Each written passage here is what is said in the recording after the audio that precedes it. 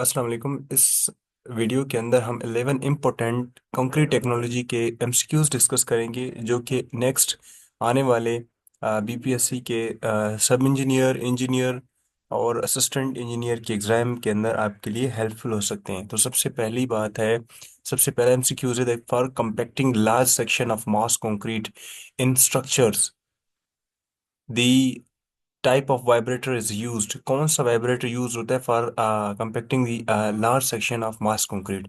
इसके लिए जो वाइब्रेटर यूज होता है, देखें, वाइब्रेटर जो होते हैं, इंटरनल वाइब्रेटर होता है वो लार्ज सेक्शन के लिए यूज होता है। एक्सटर्नल होता है और स्क्रीड वाइब्रेटर वो किस लिए यूज होता है? फॉर स्मॉल सेक्शन और for one way reinforced slab के लिए यूज होता है। तो इस क्वेश्चन का जो आंसर है for compacting large section of mass concrete, तो आपका आंसर क्या होगा? Internal vibrator is used.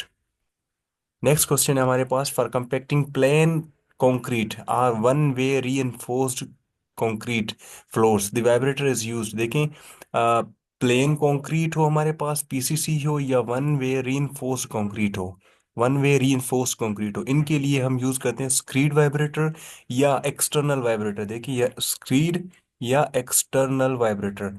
तो अगर ऑप्शन के अंदर स्क्रीड है तो स्क्रीड लगाएं, एक्सटर्नल है तो एक्सटर्नल लगाएं, अगर दोनों हैं तो आपने फिर दोनों उसी हिसाब से लगाने होंगे। क्वेश्चन को देखिए। नेक्स्ट क्वेश्चन है हमारे पास, slump should not exceed 50 mm when compacting the concrete with vibrator। yes, जब कंक्रीट को आप वाइब्रेटर से आप कॉम्पैक्ट कर रहे हैं तो उसका स्लम्प, आपने लिमिट है उसका 50 mm रखना है। 50 mm से आप ज़्यादा नहीं रख सकते while using the vibrator as a compactor. तो कंपैक्टिंग के लिए आप वाइब्रेटर यूज़ करेंगे तो फिर आपने जो स्लम्प है वो 50 mm तक ही रखना होगा। तो इस क्वेश्चन में आपने एग्री करना है। नेक्स्ट क्वेश्चन है हमारे पास, when the vibrator are used for compaction the consistency of concrete depends upon। जब वाइब्रेटर यूज होते हैं तो कंसिस्टेंसी किस चीज के ऊपर डिपेंड करती है कंक्रीट की? पहली बात, टाइप ऑफ मिक्स, बिल्कुल मिक्स के टाइप के ऊपर भी डिपेंड करता है। दूसरी बात, प्लेसिंग कंडीशन, जाहिर सी बात है किस जगह पे आप प्लेस कर रहे हो, क्या कंडीशंस हैं, टेम्परेचर क्या है, ह्यूमिडिटी क्या है।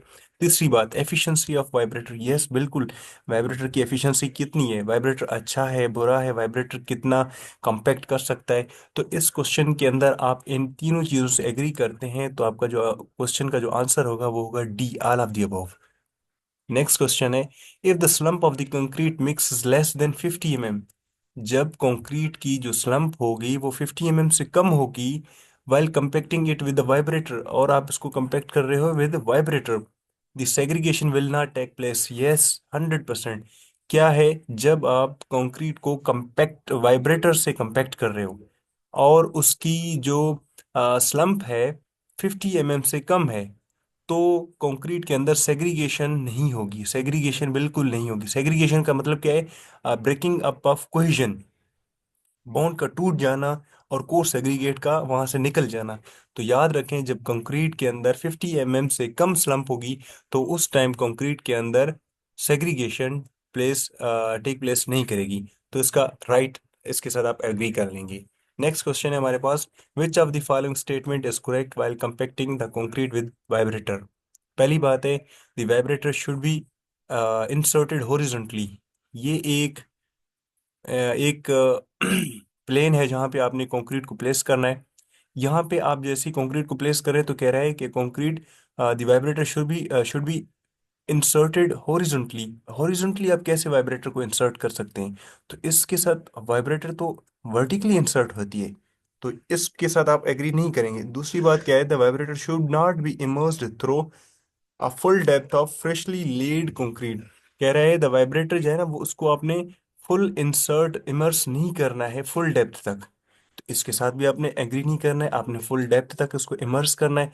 तीसरी बात कह रहा है the vibrator should not touch the form surface. Yes, ये बात बहुत अच्छी लग रही है। क्या कह रहा है, जो आपने फॉर्म वहां पे बिछाए हुए हैं, जो आपने मोल्ड्स वहां पे रखे हुए हैं, अगर वाइब्रेटर इस मोल्ड के साथ टच कर जाएगा तो ये जो मोल्ड होगा ये पूरा वाइब्रेट करना शुरू हो जाएगा और ये पूरा मोल्ड गिर सकता है।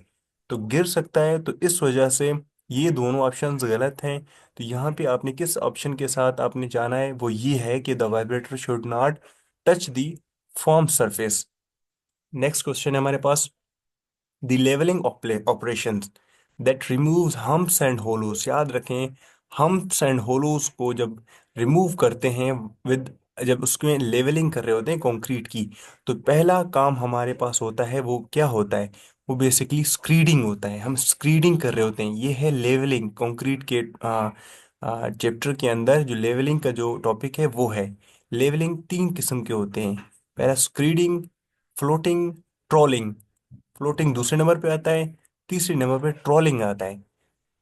तो इस क्वेश्चन का जो आंसर है, जो पहला हम्प्स एंड होलोज कंक्रीट के अंदर होते हैं, फर्स्ट हम उसको रिमूव करते हैं विद स्क्रीडिंग। ठीक है, लेवलिंग के अंदर ये तीनों चीजें आ जाती हैं। ओके, नेक्स्ट बात देखें, the final operation of finishing the concrete surfaces guard. देखें फाइनल ऑपरेशन जो होती है ना, वो क्या होती है, वो ट्रॉलिंग होती है। इससे पहले मैंने आपको बताया था कि फ्लोटिंग जो होता है वो दूसरे नंबर पे आता है लेवलिंग के अंदर। पहले नंबर पे क्या आता है, स्क्रीडिंग आता है।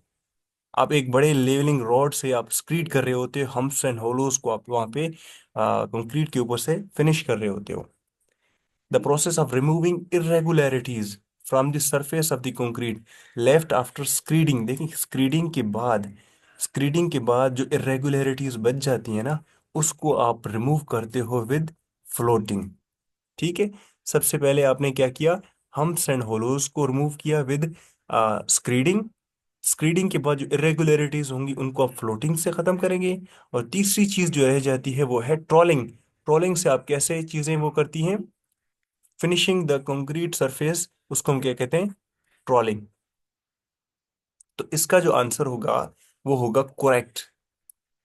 10th क्वेश्चन है हमारे पास, trowelling should be finished on the same day of its laying operation. Yes, जैसे ही आप वहाँ पे कंक्रीट को वो कर रहे हैं, लेवल कर रहे हैं, तो लेवलिंग हो गई, फ्लोटिंग हो गई, तो ट्रॉलिंग भी आपने सेम डे पे करनी होगी। तो आपने इसके साथ एग्री करना है।